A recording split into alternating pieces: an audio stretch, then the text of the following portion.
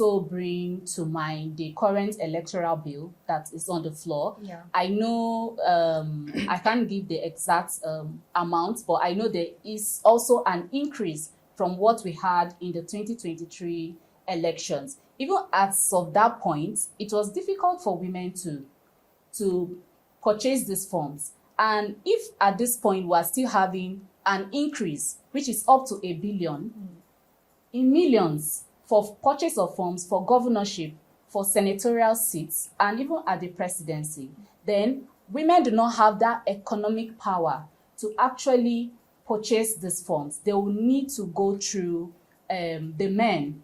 And if we're talking of patriarchy in the system, which also inhibits women to take upon roles, do you think, Ms. Victoria, I'm going to come back to you real quick.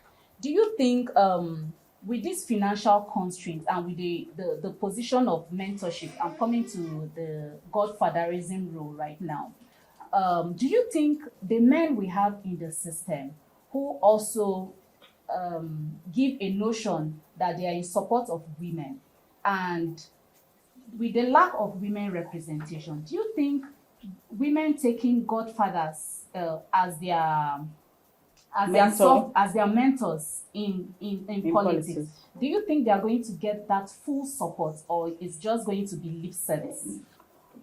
Thank you so much.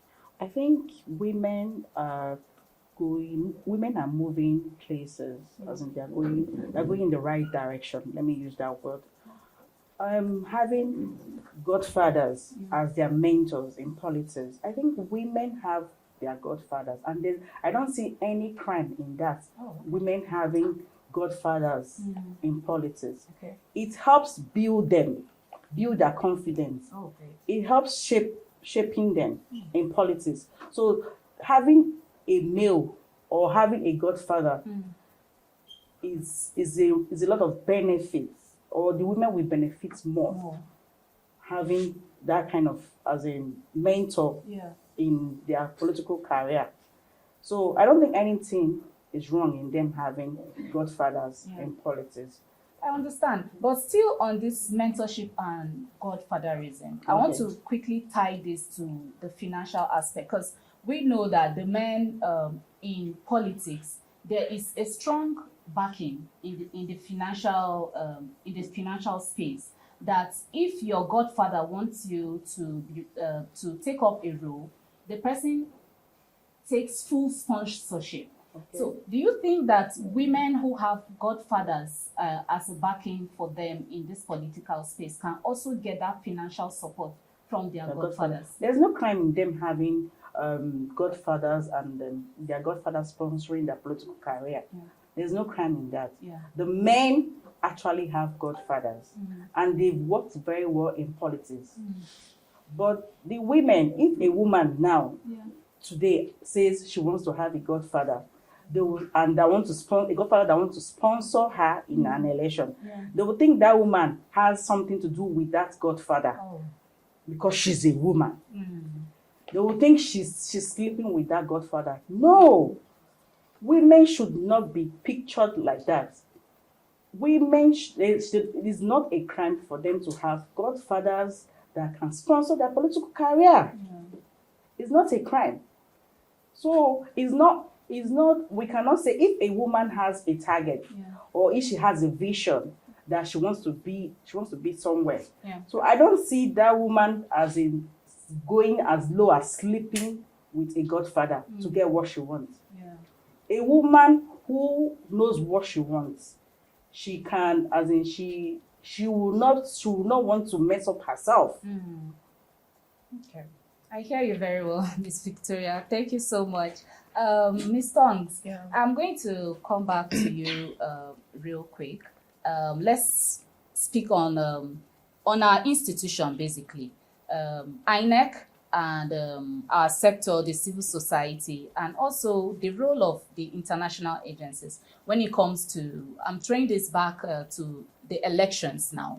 I think recently we just witnessed the Anambra elections, and I want to, if you can give us an insight to the role these institutions play in supporting women, in encouraging women to actually show them support to like, oh, if you come out for this, like we have your backing. Is there any legal indications around that against maybe the INEC putting support on a woman, or the civil society fully backing a woman, or if there's a case of maybe a woman having a case? I don't want to bring a particular case study, but if you have one, you can as well share with us that maybe the woman has a backing of the civil society or international agencies, in regards to her role in politics, in governance. Are you trying to say how civil society, INEC, political parties support women and young to ensure that women participate in politics? Participate in politics. Okay, let's start with civil society. How can civil society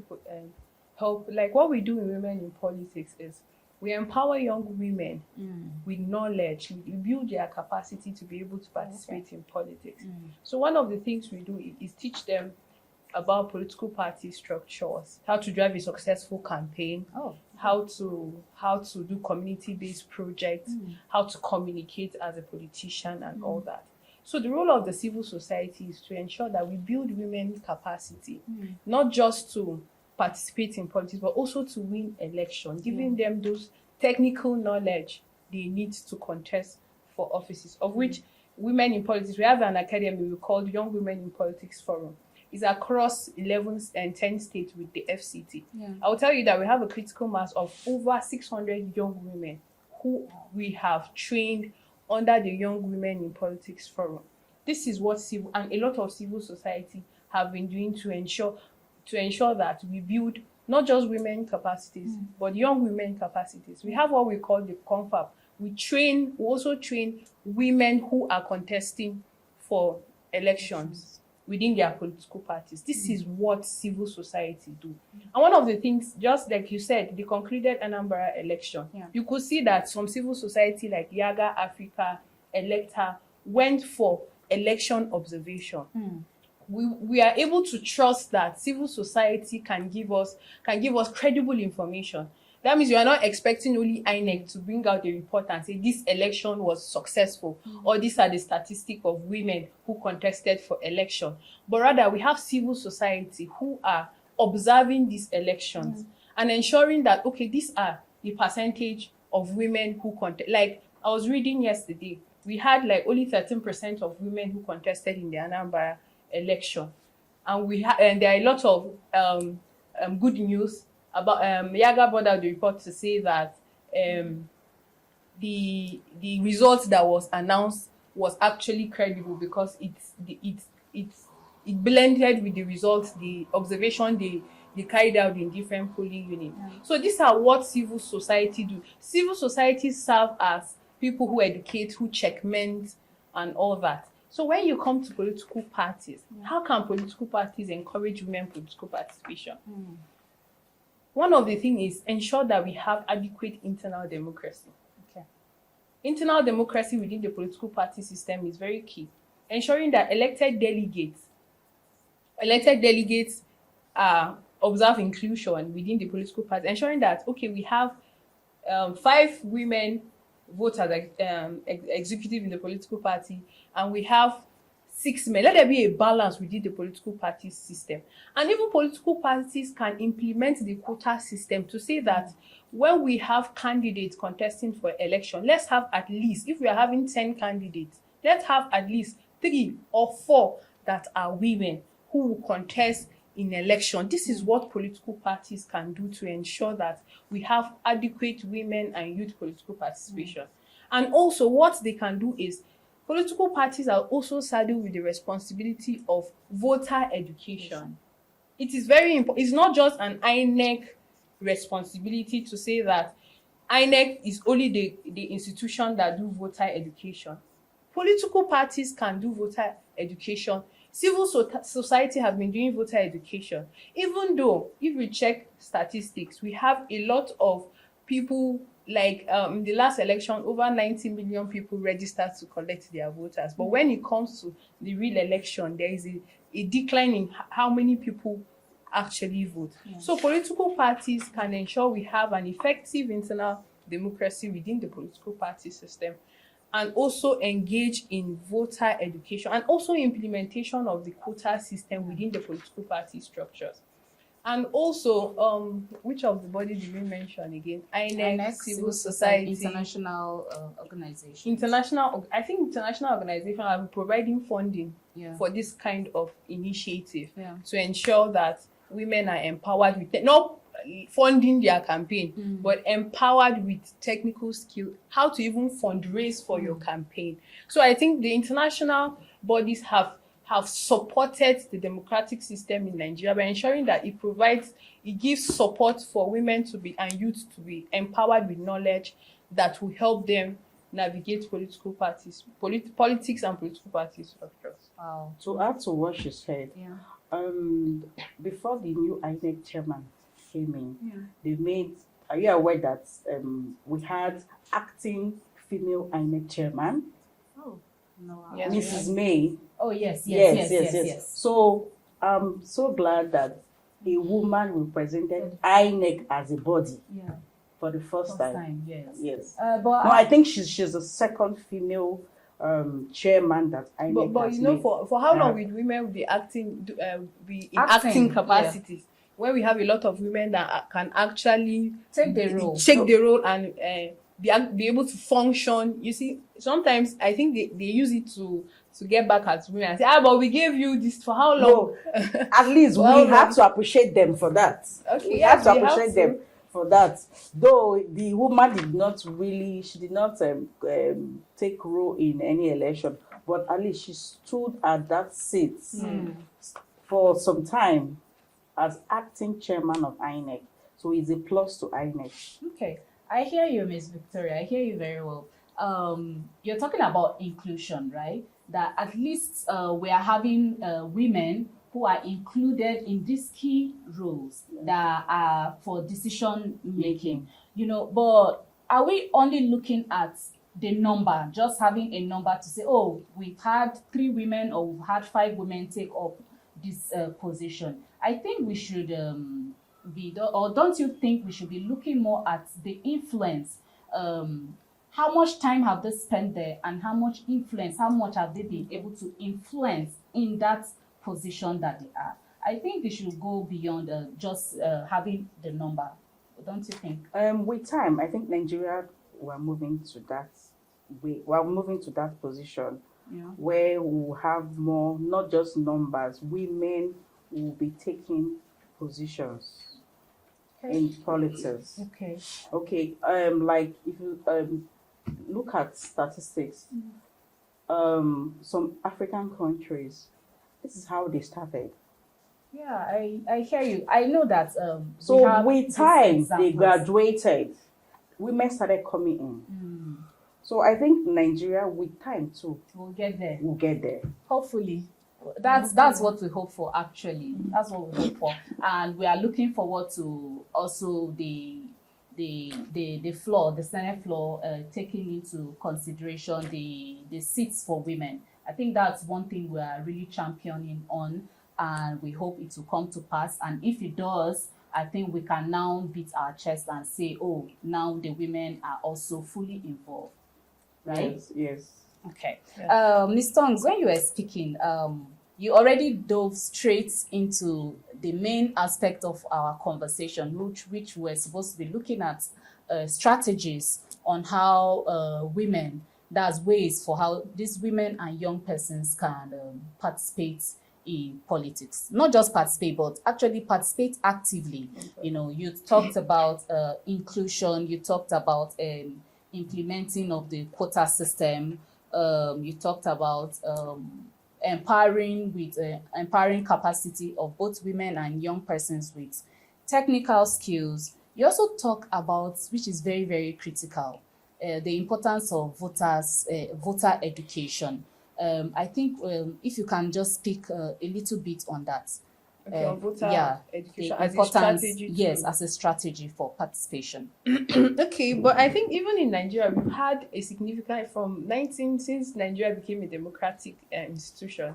I think we've had increase in voter registration. Okay. If you check the report by INEC from 2003, or let's say 1999 till date, now we have about the last election had about over 9 million registered voters. Oh, wow. So I think voter education for registration, people have been coming out to vote. But I think voter education for exercising your franchise, going out to vote, it is very key. It is not just enough to register to get your voter's card, but you need to be able to go out to vote, even though you will not even blame Nigerians actually, because what are the governments doing for them that we need to go out to vote? They provide the electricity, you provide your water, the roads are not safe. So what really is the government doing for its masses that will spur them to go and vote during election? So the trust for the system is one of the factors that have affected people's active participation. Even though we do voter education, come out and vote, exact. But what have the government done for the people? But it should not deter us from doing our responsibility. Because I think apathy is the biggest threat to democracy. If people don't vote,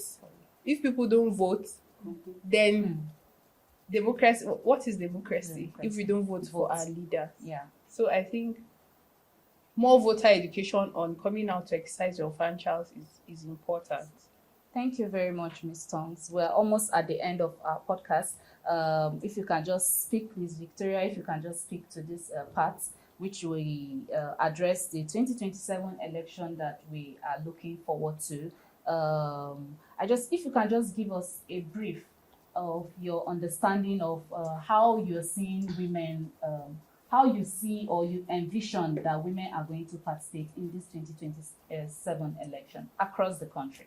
Okay. 2027 election. I think women will participate more than what they have been doing. They will do more. They will contest. We'll have more women that will contest because of the bill we're trying to pass right now. So women will come out in their numbers. Women, their eyes are open already. So they know what they want. Even in voting, last election, women voted more. Oh, okay. Women voted more in last election. Women came out in their numbers. But now that they know they can actually contest, more women will be encouraged to contest for election in 2027. And they will support themselves and they will vote. They will vote for their co-women in 2027 election. So I encourage women not to give up. Keep pressing on, and one day we'll get it right. Yes, thank ma'am. you. That is wonderful. That is wonderful. Just to round this up, Ms. Tongs, can you talk about digital tools generally, the use of social media? Do you think social media can also help in passing the message on how women can participate and their importance in taking up roles and getting involved generally? I think we are in a digital generation, and if you know that a lot of movements now are starting from the digital space. So it is key that we leverage on technology to pass the message across, to increase women political participation. Just like Victoria said, she said if we would want to have more women in the 2027 election, we need to pass the special seats bill for women in the national, in the state House of Assembly, because it is very key. And I've seen that this campaign, individuals have used the digital space, the social media platform to drive this campaign as well. So we cannot overlook the impact of social media in ensuring that we have women political participation. But we need to put the right message out there, the right information for how women can take up this position and participate in politics. Thank you very much to my great guests here on this shoot, Ms. Victoria and Ms. Tongs. This has been very, very insightful and very, very educating. I hope the listeners get value as they pay attention to the 2027, as we look forward to 2027 elections, and the value they've gotten here, they are going to use it to participate actively in this coming election and in democracy in general. Thank you very much. I remain your host, Benedicta Adyo. Till next time.